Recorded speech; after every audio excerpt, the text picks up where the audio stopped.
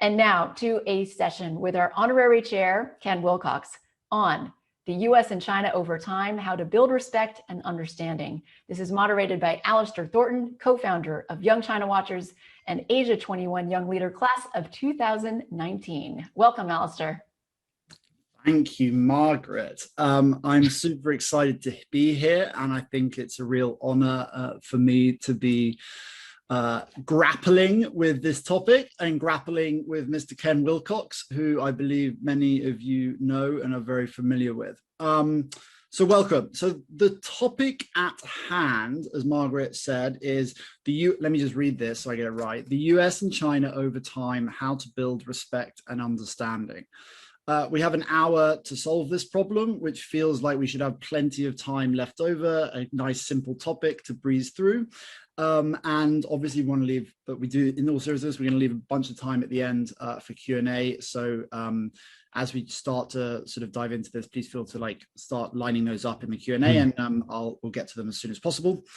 I'm here, as I say, to moderate Ken Wilcox. I'm just going to read you the quick bio. If I read you the full bio, it would take most of our time today because it's littered with impressive institutions. But as you know, Ken is Emeritus Chairman of Silicon Valley Bank, former chair of Asia Society here in Northern California, former member of the board of directors of the Federal Reserve Bank of San Francisco, treasurer of the Asian Art Museum, sits on the board of the 21st Century China Center at UC San Diego, an adjunct professor at Fudan, PhD in German studies in Ohio State, and I think, as a lot of you might know, started his career as an educator, as a professor, associate professor at Ohio State, at University of North Carolina in Chapel Hill, in German studies before making the transition into the world of business.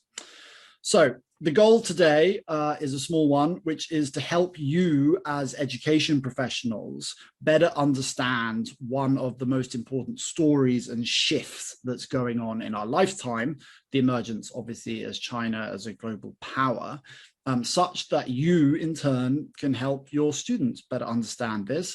And I think increasingly place a lot of the news stories and current events that we see in a better and more sort of deeply rooted context and historical context, so that they can go on to do many wonderful things in their lives and careers and help us all solve some of these challenges. So a nice simple one. I think the best place to start with some of these things is a sense of history. And so what we'll do is I'll sort of I think Ken has got some great thoughts on some of Chinese history, and we'll use that to start to inform where we are, think about where we are today, and then ultimately what we can do about it.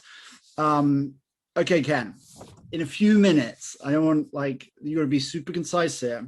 In a few minutes, I'd love you to effectively summarize the last few thousand years of Chinese history, such that we can all hold it very tightly in our minds. That's an easy job, right? A piece of cake. Thank you very much, Alistair. I want to start by saying that I'm so happy that teachers are beginning to focus on China, because I'll have to admit, when I went to high school, there was no course anywhere that I was aware of on Asia or China. And when I went to undergraduate school, I went to a school I thought was pretty good, and we were all given the requirement that we take a minor in either Indian studies or Chinese studies. And because I knew very little about either at the time, I more or less flipped a mental coin and ended up with India. So when I started my business career in China around the year 2000, in fact, I think it was 2000, so many things baffled me because I lacked an understanding. And in particular, I lacked an understanding of Chinese history and also an understanding of the beliefs of people who live in China. And I think that understanding both history of a culture and people's beliefs about themselves and about other cultures is key to getting along well with people in those cultures. So that's what I want to talk about a little bit today. And I want to start out by saying that in my experience, and I've spent about 4 solid years in China, but the other 16, 17, I was traveling on a regular and ongoing basis several times each year because it was a continuous business and has been for 21 years now. And I will say that one important belief in China is that Chinese history goes back 5,000 years. By the way, I want to underscore, when I describe these things, in particular people's beliefs, both Chinese and Americans, about themselves and about their past, I'm not saying that these beliefs are accurate on either the Chinese side or the American side. I'm just saying that they are beliefs and that they play a role in the way we approach each other today. That's a really, really important point, I think. So Chinese history began about 5,000 years ago, and the first emperor was somebody named Huangdi, the Yellow Emperor. We don't know much about Huangdi. We're not even sure the extent to which he actually existed, at least as described, but it's commonly believed that he was who he was. Thus, the justification for the belief that Chinese history goes back 5,000 years. That said, the first emperor about whom we know very much at all, and here we know quite a bit, was Qin Shi Huang from about 2000 BCE. And we know for sure that he existed, and we know a lot about him. Between Qin Shi Huang and today, there have been numerous dynasties, depending on how you want to count, somewhere between 10 and maybe even 20 if you count the mini dynasties and the very short periods of time when somebody was ruling who wasn't actually controlling an entire dynasty. So let's just round it off and say there were about 10 dynasties between in these last 2,000 years, and that each one on average would have been somewhere around 200 years. Of course, they varied. There was always a rise, a high point, and then a gradual, in some cases not so gradual, fall. Of all of these major dynasties, most of them were relatively close to the outside world. China was, for all practical purposes, not that involved with the world outside of China, except for the immediate neighbors.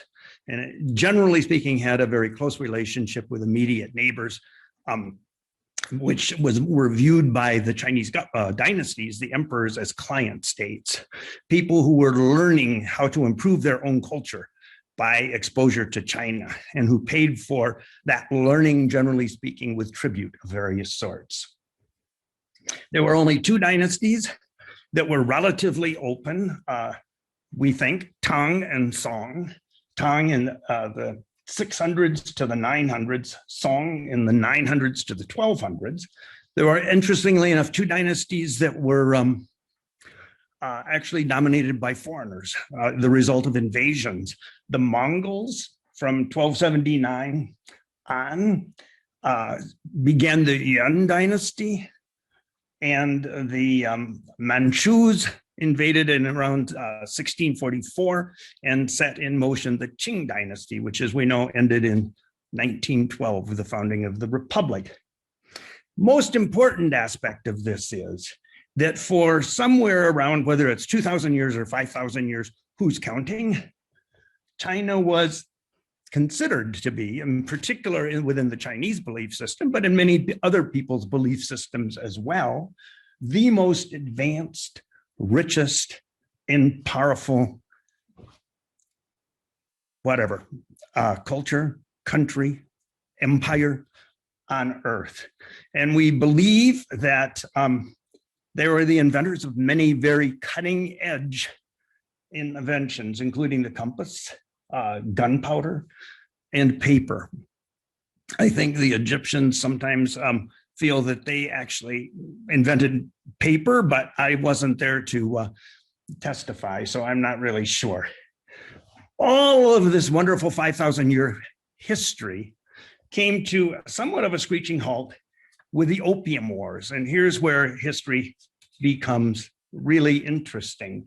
The Opium Wars, the first Opium War was 1839 to 1842, just 3 years. And the second one was 1857 to 1859. the Opium Years are wars are really important because they initiated what we refer to as the 150 years of humiliation. The 150 years in which China, relative to other places on Earth, was in a state of semi-occupation, was in a state of more or less constant turmoil, and was in a state of the best summary word, I think, is humiliation.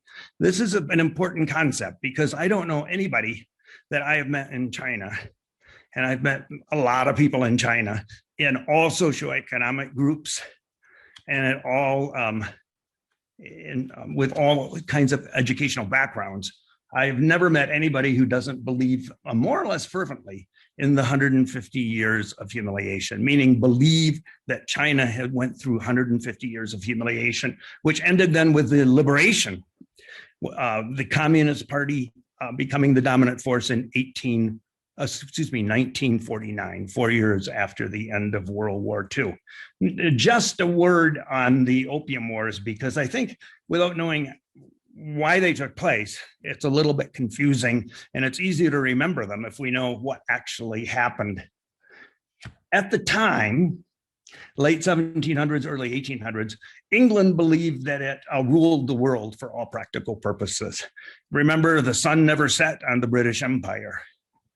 And it enforced its rule through the Royal Navy, as well as through the British East India Company, which did a tremendous amount of business in not just in Europe, but also in Asia, actually primarily in Asia.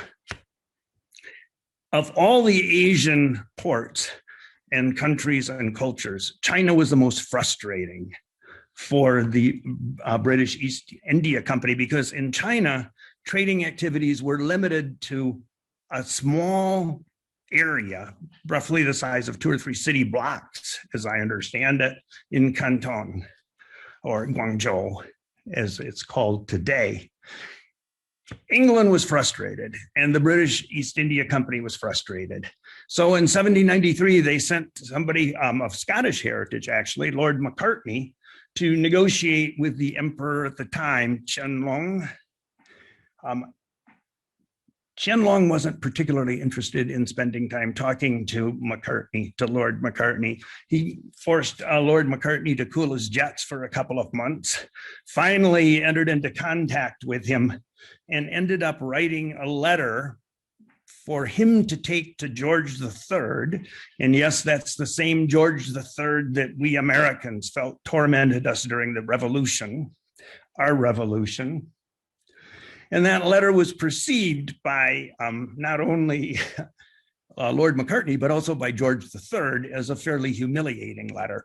Now, scholars today aren't quite so sure it was meant to be humiliating. It was primarily meant, they believe today, many scholars, to put a stop to England's attempts to get further trading rights in China. But it was written in a way that, at least in the eyes of the British, was humiliating. And what was the point here?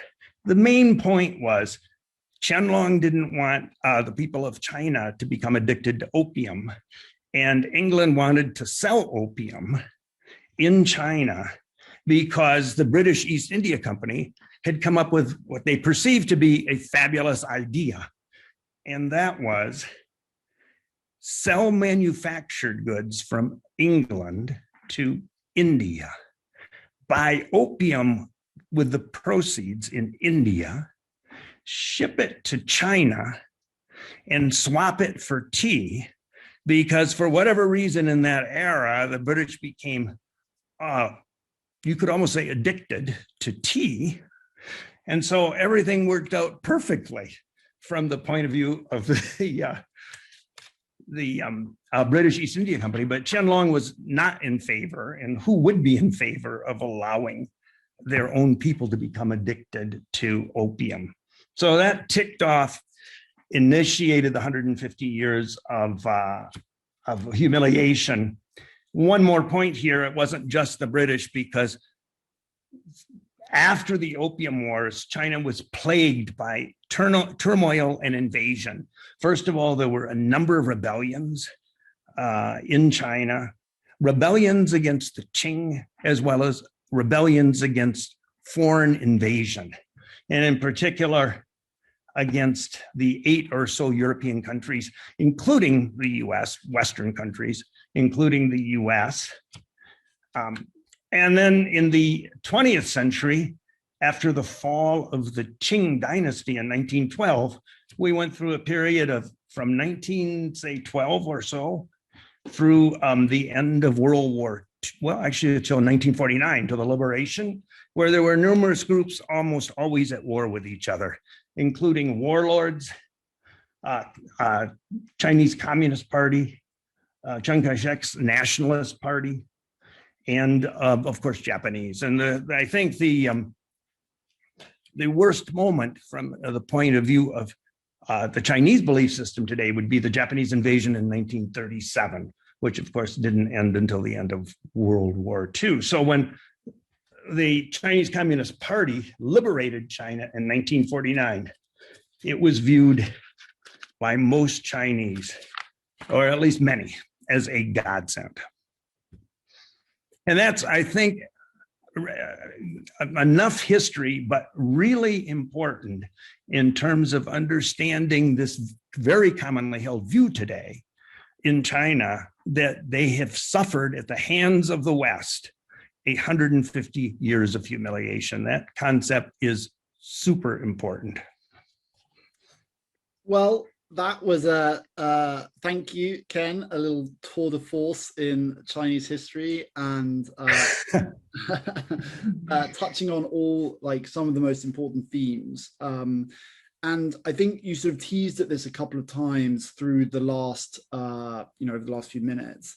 But like as your narrative is sort of taking shape, like some of the beliefs that people in China, people in the US begin to hold about themselves. How important is this element of 150 years of humiliation? And like, what are some of the ways in which it begins to show up in day-to-day interact? And there's a bunch of different sort of avenues we can take this, but like, how does it for you begin to sort of show up in the day-to-day? Well, let me start by just saying that whether we're talking about entire countries or entire cultures, or we're talking about tribes, or we're talking about just two people in a relationship, we seldom deal in the present. Almost any time two people have an argument, they may think they're dealing in the present, but for the most part, they're bringing up every single thing that they can remember and using it as ammunition. Because people's memories are immense and usually better at remembering insults than at remembering favors. So understanding what people believe about themselves and about the other people that they're trying to interact with, I think is extremely important. And I want to mention a handful of beliefs. I'll start with Chinese beliefs, and I'll mention the American counterparts, because fundamentally, a lot of today's problem in terms of China and the US getting along with each other has more to do with what they believe about the other people and themselves than it actually does with what's transpiring today. So here we go. First of all, I think most people in China believe to one degree or another that Americans are bad actors, or that the US is a bad actor. And I would mention a handful of things. I would mention the Chinese Exclusion Act of 1982, precluding Chinese from immigrating to the United States for an extended period of time. I'd mention the Treaty of Versailles, which was a huge setback for relations between the US and China, because as you know, in the late 1800s, Germany was one of the many European countries that invaded China and established colonies, mostly around Qingdao. And when when World War I came to an end and Germany lost, the Treaty of Versailles took it upon itself to decide what to do with Germany's colonies in China, and without even consulting the Chinese government at the time. And instead of returning Germany's colonies in China to China, the Treaty of Versailles made the decision to give them to Japan. What an insult, and how disappointing from a Chinese point of view. And I think the US was influential in that decision, obviously, or at least I would say personally, mistakenly. Another belief has to do with, regarding America or the US, the Korean War. It's very widely believed. Most of the people that I discuss history with in China believe that the Korean War was started by the US invading North Korea. Whether you believe that or not, it doesn't correspond to history books written by Western historians. And then Mao's view of China, of the US, I didn't realize until I started going to China regularly around 2000 that we were not friendly, or we were perceived, I should say, by Mao and Chinese people in the 50s and 60s as being a very dangerous enemy. Because when I was in school, in public school, in the 50s and 60s, what we were taught was that the Soviets were the enemy. And that's why we had to go through these drills every week, hiding under our desks. But that the Chinese people were very nice people. They were unfortunately poor, and it would behoove us all to send food and clothing. Interestingly enough, apparently, Chinese children were taught this something similar about us, except not so much that we were nice. I've read some Chinese textbooks that were used in schools in the 50s and 60s, and they depict Americans as being imperialistic potential invaders. So I didn't realize that we had such a bad rep until late in the game. And then there's, of course, the 1996 bombing of the Chinese embassy in Belgrade. Whether or not that was intentional is up for discussion. In China, it's believed largely that it was intentional. The official version in the US is that we screwed up, that we read the map wrong or something. I don't obviously know what the answer is, but we're perceived in China as invaders.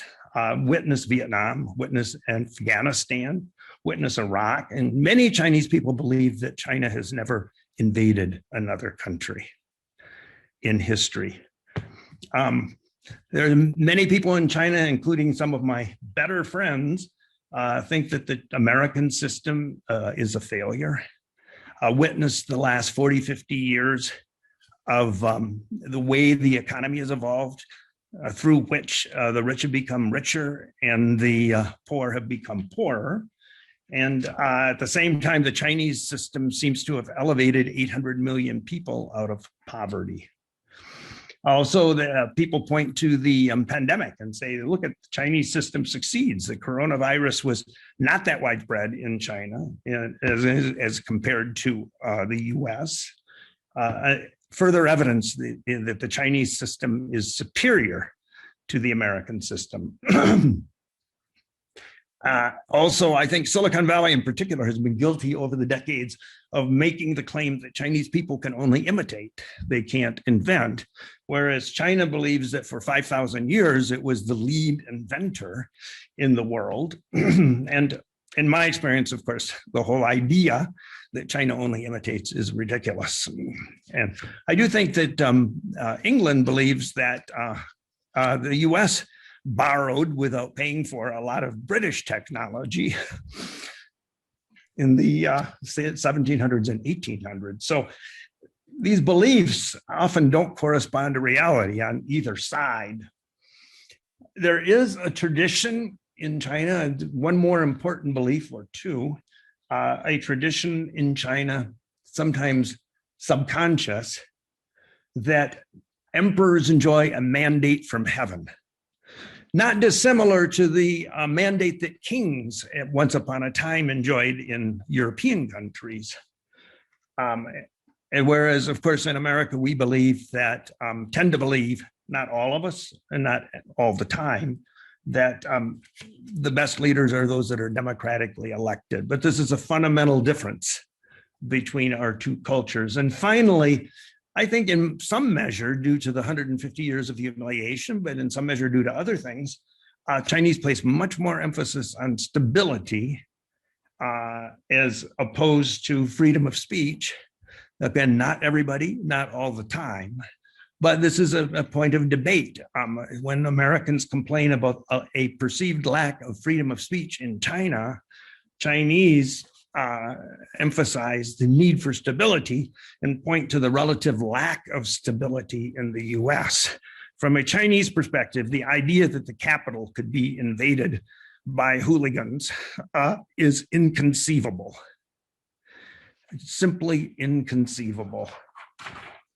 So those are some of the beliefs that I think put us at odds with each other and make it very difficult for us to understand each other. If we were to focus more on the present, as opposed to what we believe about somebody and their past, and I say this on both sides, we might be able to make more progress. I'm not sure.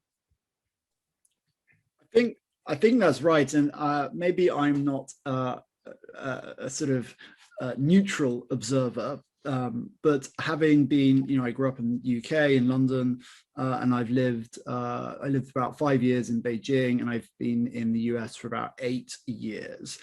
So as a sort of a sort of anthropologist of both countries, I definitely, a lot of what you say resonates a lot with me. And I think the one thing I think a lot about or have perceived is this element of superiority. I think might not be the right word, but like American exceptionalism is like a real thing. And I think for many good reasons, Americans and a lot of Americans believe that there's something truly unique and special, which is true, about this country and America as the leader, home of the free and the brave, and exporter of freedom to the world, this like narrative that we paint for ourselves in this country. And I think given some of the history that you sketched out in China, like a persistent belief is something similar, that like China used to be the leader, has been held back, and we feel like we are now returning to our rightful place as a prominent leading country. And once again, the UK and the UK now being humbled over the last few years and sort of declining into middle country status, very much think, that we used to have that superiority complex, and now we're a little bit more humble about it. But I very much see these two countries and beliefs within a bunch of exposure that I've had to people across those two countries of reinforcing this, like we're both a superior country, and obviously there's a natural tension there. And so anyway, to transition to a question for you, I'm like, you spent a bunch of time in China, and I'm curious for like how these beliefs manifested themselves. Like maybe, I don't know if there's an example or two you have of in your business career, like how this actually like manifests itself and how you see these things on a day-to-day basis of how like our ideas clash or not. Well, that's a great question. I really appreciate that question because it's my one of my primary interests. Thank you. But I would like to preface my answer by saying something that may appear obvious when I say it, but if it were so obvious, the world would be a totally different place. And that is, I have never been able to make friends with another person by beginning our friendship by explaining to them that I'm naturally superior and I deserve to be superior. So they've got to recognize that before we can proceed. The truth is, the only way to build a friendship with anybody, in my experience, of one that endures anyway, is by anticipating their needs, understanding their needs, not my needs, their needs, understanding their hopes, their wishes, their desires, and making at least some attempt to either satisfy those needs, desires, and wishes, help them achieve their goals, or if there are strong reasons why I can't, explaining it carefully, but without beating my chest or screaming or waving my sword. I don't think that that's a formula for success, and I don't think it ever has been successful. I do think sometimes you can beat people into submission, but all that does is encourage them to return the next day with bigger weapons. So I think that's basically one of the biggest problems that we have today in terms of getting along with each other, and frankly, in some sense on both sides. So I would like to mention a handful of things that President Xi has done since he came to power, and the varying interpretations, the Chinese interpretation, the American interpretation. Not to say that either interpretation is correct or fundamentally wrong, but these interpretations are fundamentally in conflict with each other. So first, the fortification of the islands in the South China Sea. From an American point of view, that's a sign of aggression. From a Chinese point of view, that's an expression of the need to protect themselves against people like us. The way in which China has approached both Hong Kong recently and potentially Taiwan in the not too distant future, who knows? But from a Chinese point of view, those two areas belong to China, and they have a perfect right to assert their will. From an American point of view, they don't belong to China, and what China is doing is unreasonable. On the other hand, I think if Texas were to decide to secede from the Union and we were to make some attempt to get it back, witness the Civil War, we would feel totally justified. So my point isn't that either side is right or wrong. My point is that the belief systems are fundamentally in conflict. The treatment of the Uyghurs, from my point of view, that's horrible. At the same time, our treatment of minorities in the US leaves a lot to be desired. There are really terrible things that have happened in the US in the 250 years that we've been in business now. And I don't need to list them all. From the Chinese point of view, silencing human rights lawyers and journalists is necessary in order to maintain stability.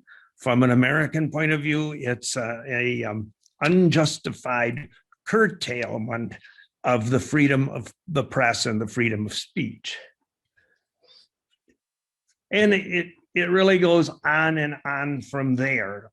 China's 2025 program, which targets technological self-sufficiency to the extent of 70% by 2025, is a really important thing for China. And from the US point of view, it seems like a gratuitous and aggressive, overly aggressive challenge to what the US perceives to be its prominence. The national intelligence law, which says that basically everybody in the country is responsible for, from an intelligence point of view, supporting China. From our point of view, that gets described in the US as spies like grains of sand everywhere. The civil military fusion, which is a concept which has been writ big since she came to power, which basically says that if you're in possession of technology that would aid, fundamentally it means aid the PLA, you should aid the PLA. And from an American point of view, I'm not sure that most Americans are that interested in aiding our respective divisions of our military, using all of the technology available. And one final one, and that is China definitely acts, at least, as if it believes that it should be the dominant force in Asia. Hence was insulted and offended by our pivot to Asia in the last administration, 2 administrations ago at this point. And yet we believed in this country, and still probably do, although we don't talk about it much, in manifest destiny, which says that the US ultimately should dominate both continents. in the Americas. So it's these views in some ways are even parallel to each other.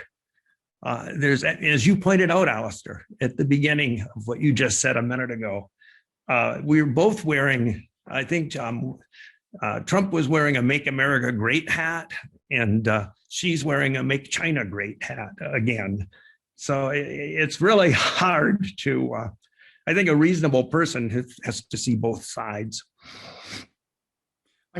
I think that's 100% right. And I'm curious for your thoughts on how beliefs change and can change and evolve over time. And let me just illustrate that question with a little like microcosm or a sort of anecdote, which is, I mean, you know, outside of outside of moderating the wonderful Ken Wilcox, I have a day job. You will be surprised to hear, and I work in technology. I moved to Beijing for a very famous company, I think. Yeah, to varying degrees of popularity amongst people, but we won't spend much time there. I moved to Beijing in 2008, and so from a technology perspective, like I'll give one anecdote. The first time I traveled domestically on a flight, I remember going to ctrip.com, which is the equivalent of like Kayak or Priceline or something, booking a plane ticket. And the moment I hit buy on the website, what would happen is like the next screen was like, okay, cool, someone's going to be with you soon. And 20 minutes later, a real human on a courier bike had come round to my office and presented me with a paper plane ticket, and I gave them cash. This is 2008. This wasn't prevalent, but like this happened in 2008. And you think about that and you're like, okay, this is not as technologically advanced as I'm used to in the UK or let alone the US. And the narrative, the dominant theme in Western media, amongst myself, amongst like even China and Chinese, was that like China has an innovation problem. And China will, and one of the big themes was because of the rigidity of the education system, the Gaokao famously as being, you know, beating knowledge into students, and because of the lack of democracy, freedom of press, freedom of thought, these are all necessary conditions to foster innovation. And that was the like theme. China will never be able to innovate because of these constraints. Move forward a few years, and say in 2011, like second chapter here is like WeChat, the app gets launched by Tencent, and suddenly like mobile penetration, smartphone penetration is picking up really fast, and WeChat is like starting to do some really interesting and innovative things. Take a tactical example. I used to go and pay my electricity bill through WeChat versus the previous year going to line up in the local bank and pay them with cash for that month's electricity. And I sort of thought, whoa, like in the US, people are still using checks and, you know, it's a paper-based currency system and like cash, but we've sort of leapfrogged that. And people were pointing to the likes of WeChat and others, Baidu, et cetera, of like, hey, these are not just copycats, but they're truly innovative and sort of in many instances better and more forward thinking than what you've seen in the West. And the dominant narrative at that point was like caveat, which was yes, but China's highly protectionist, which is if Facebook and Google and others were allowed to play in that market, there is no way that WeChat would be this. It's just, you know, it's state capitalism. The Chinese government is helping support and foster these infant industries. And therefore, this isn't real innovation. And that was the dominant narrative and the belief that Americans and, you know, Brits, Westerners had on like Chinese innovation. Well, like the third chapter, which is the real sort of like kicker, is you have a company, and the perfect example is like TikTok. And suddenly, for the first time, you have a consumer internet company that is Chinese, deeply Chinese, not just like a little bit, like deeply Chinese, that is what, like hundreds and hundreds of millions of daily users and is global in nature. And for companies like Facebook and Google is something to be that these companies look at in awe. And you go, whoa, like that is actually really innovative and interesting. And in many instances, it's eating American companies' lunch. And so in the space between 2008 and now, the belief of like, there's no innovation is possible because education system's too rigid and there's no democracy, all the way to, okay, there's a little bit of innovation, but it's only because the Chinese have got state capitalism, protectionism, to like, maybe those weren't the determining factors around innovation, because you've got this really interesting and other really interesting examples of like world-leading technologies. And so just from a personal perspective, I've seen this arc of how our perceptions and beliefs and the stories we tell ourselves are forced to evolve as history evolves. And I think that's a really, in many respects, that's a positive story, because like many of the beliefs that you've just talked to are not particularly positive in nature. And so like, it leads me to say like, hey, we've all got these negative beliefs, not all of us, but like a lot of people have got negative perceptions around how other actors are playing in the global system. The obvious question is like, how do we begin to change those? And I think, at least my perspective there is like, beliefs do change, they can change. And that leads us to the question of like, well, like, how do we change these beliefs? And I'm curious for your reaction to that. Well, that's a big question, and if I can figure it wasn't very concise, was it? I could have done it in 10 seconds, probably. Yeah. If I can figure out a reasonable answer to your question, Alistair, I think I deserve a Nobel Prize. So I'll just state that at the onset here. First, I want to say two things about that, or two or three things about that. First of all, I don't think that insulting other people is a path to success. So the whole idea, and I am on record as having objected to this notion when it first arose in Silicon Valley many years ago, the whole idea that Chinese can't innovate is patently ridiculous. Because if they couldn't innovate, why is so much of our success in Silicon Valley driven by people who came from China? That doesn't make any sense at all, and never did. I do think that protectionism is, the level of protectionism is largely different in China than it is in the US today. I can tell you from my own personal experience that our building of a bank in China was very difficult, although we had very nice people working with us and at least on the surface helping us. The infrastructure, the governmental infrastructure in China was such that we were precluded from advancing as well and as quickly as we would have liked to and could have had we not been held down by various, I would say, various regulations that were applied in a selective manner, in a way designed to slow our progress while hastening the progress of others, mostly Chinese companies. So, but that's totally different from innovation. Whether or not people can innovate as well as each other is a totally different question from the second one, whether or not people can engage in protectionism better than the other people. And I would say that Chinese are very good at innovation and have been excellent at protectionism in my experience. And I remember going back to the Federal Reserve when I was our bank really was being held back by Chinese protectionism, and talking to the Federal Reserve at the time and saying, you know, why is it you granted, this was in 2012, I think, 3 Chinese banks charters in the US with no limitations. And we got a charter in China, but with multitudinous limitations in a comparative sense. And the answer the Federal Reserve had for me was, that's your problem, not ours. Our problem is to be even-handed. Our desire is to be even-handed and inhibit risk in the system.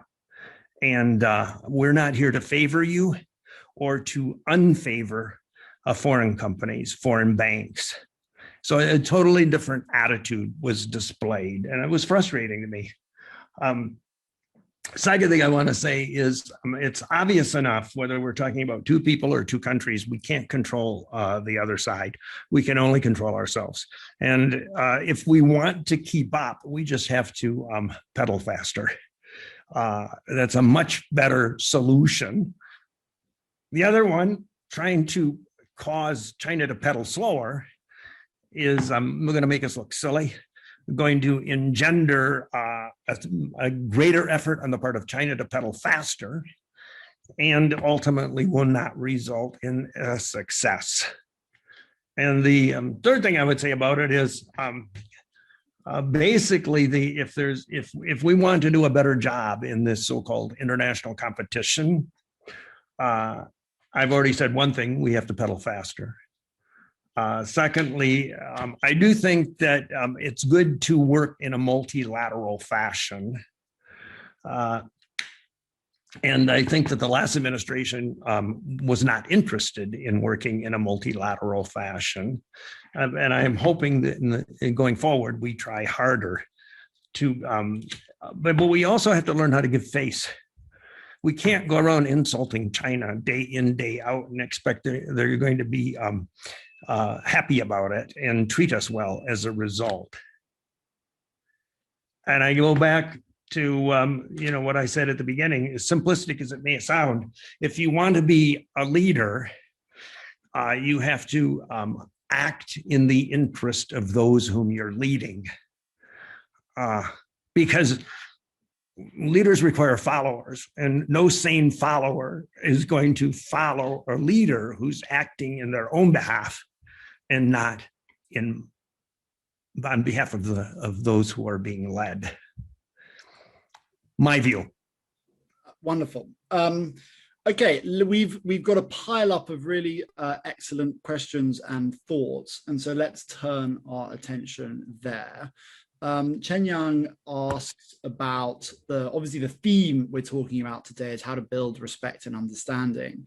And to sort of maybe summarize and abstract the question a little bit, you've talked a little bit about how there are often misunderstandings, somewhat double standards. It is easier in any relationship to point at what the other person is doing versus to turn that lens upon yourself. The question is a sort of broad one, and I think from an educator's perspective, like, how do we begin to foster that culture of putting ourselves in other people's shoes to think from another person's perspective? Yeah, well, if you figure out the answer, I'm sure my wife would appreciate you. Yeah, this might be a good place to end the discussion, because I don't really have an answer. The only answer I have is the only one that I believe in, but it's almost impossible to put into effect. I think that it's a function of leadership. I think that people's views on what constitutes proper behavior trickle down from the top. And I think that during the Kennedy era, for example, regardless of who he really was or how he really felt inside, he did an outstanding job, I think, of lifting our spirits and pointing our hearts in the right direction. And the result was that America was at its best, in a way, in terms of its approach to dealing with others. And I think that the only way that this is going to get accomplished, dealing better with others, is going to be if our leadership points us in the right direction. But exactly how we get leaders to do that that's the question I can't answer. So I guess no Nobel Prize today, Alistair. Well, maybe in a couple of years, Ken. Yeah. I think I'm curious, like the first thing that jumps to mind, I think you're 100% right on the importance of leadership and setting the direction. But like, I think hopefully many of us are case studies in this, where empathy comes from physically putting yourself in other people's shoes, not maybe physically, but not literally, perhaps. Where like, us as Brits or Americans spending time in China, as we increasingly see with Asian Chinese people moving and living in the US, those are the natural bridges that it feels naturally that we should be building from, versus a lot of our leadership politically in business circles have never had those type of experiences, and that feels like a really important place to start. I think that's absolutely the case. It's shocking when you consider the number of Americans who have spent time in China versus the number of Chinese who have spent time in America, or in Western countries in general, vis-a-vis Asian countries in general. And I think that if we don't exhibit more interest and more intellectual curiosity, we're not going to achieve much. And I also think that understanding the way other people think is of the utmost importance. I realize that sounds a little trite, but if again, I will just say, if it were really trite, the world would be a different place than it is today. So I think that you're totally correct. I agree with you. We have to garner more experience with the people we wish to understand better and in the cultures that we wish to understand better. I like that. Okay, we have another question from Deb, which is a very different type of question. Apparently today's daily podcast from New York Times was around nuclear missile silos. My guess, and tell me if I'm wrong, is that you're not going to have a refined view on China's nuclear missile capabilities. But if you do, please hold forth. But if we were to abstract that a little bit and sort of bubble that up to Chinese militarization, and you alluded and you touched on sort of the islands, for example. I'm curious, the question is sort of getting at your curiosity on how this begins to evolve. Is this something that we here should be worried about? And if so, to what extent? Well, obviously, I'm not in any way, shape, or form an expert on this. I can only apply my experience and limited intelligence to answering that question. But I would say that either it's possible to improve our relationship with China in a way that will render the ultimate use of those missile sites defensive rather than offensive,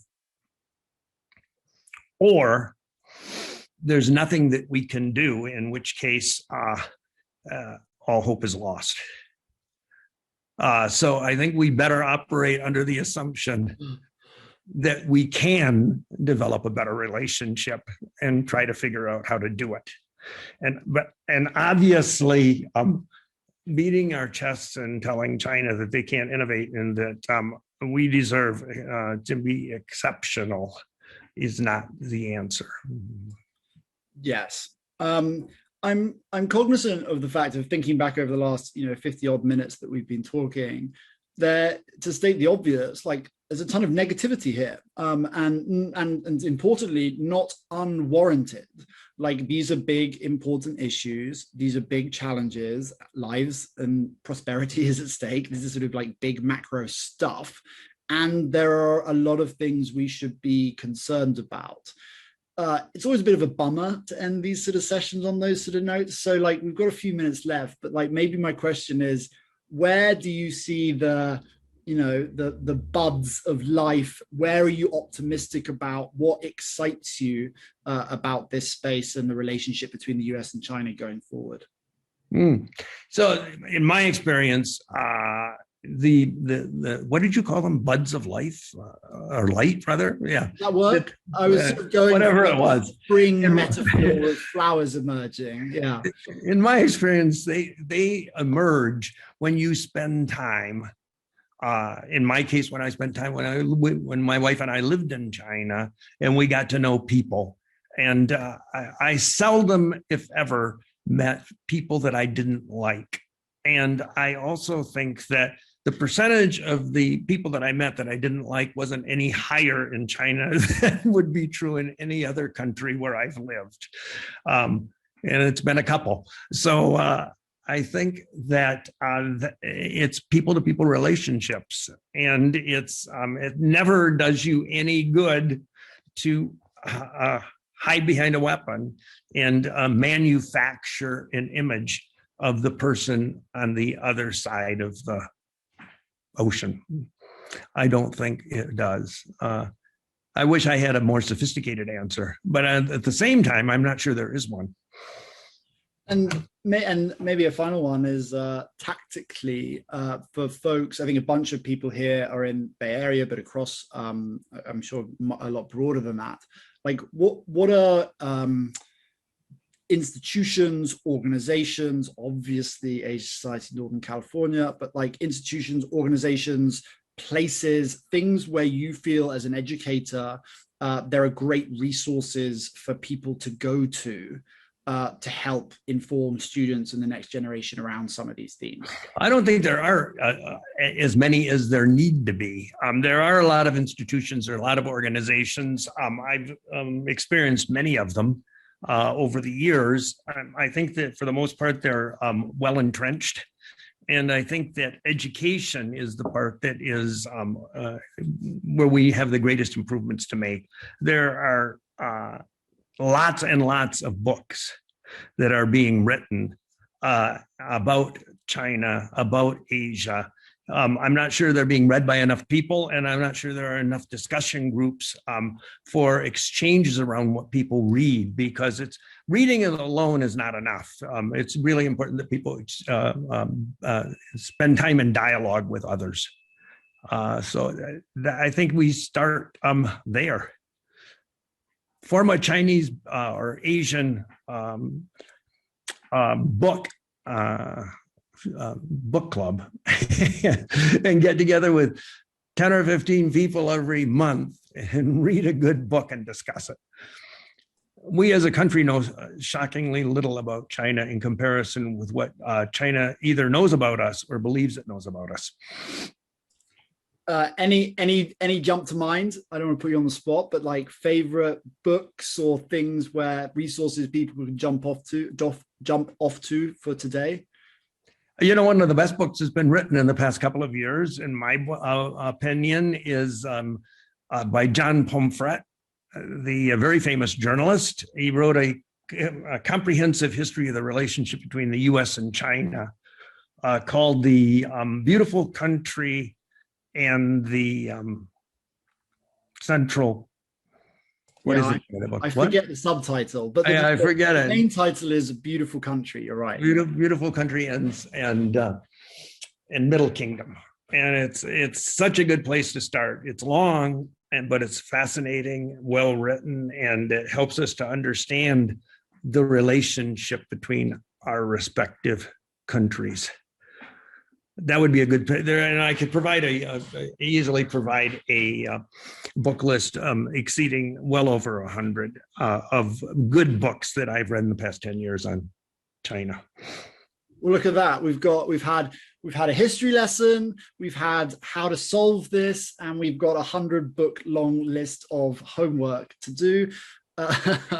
What a sort of wonderful way to round out a really fun session. And so I will perhaps hand it back to Margaret and say thank you everyone for listening and participating and asking great questions and putting great thoughts into the comments. And most importantly, thank you, Ken, for imparting your thoughts and wisdom. Everyone really appreciates it. Thank you, Alistair. You did a great job. Thank you very much. Well, thank you, Professor Wilcox and Alistair. It's wonderful to hear those buds of positivity. You talked about leadership and resources, and well, Ken has a new book out himself, Leading Through Culture, How Real Leaders Create Cultures That Motivate People to Achieve Great Things. You can check it out on Amazon, and I'm sure we'll put the link in the chat box.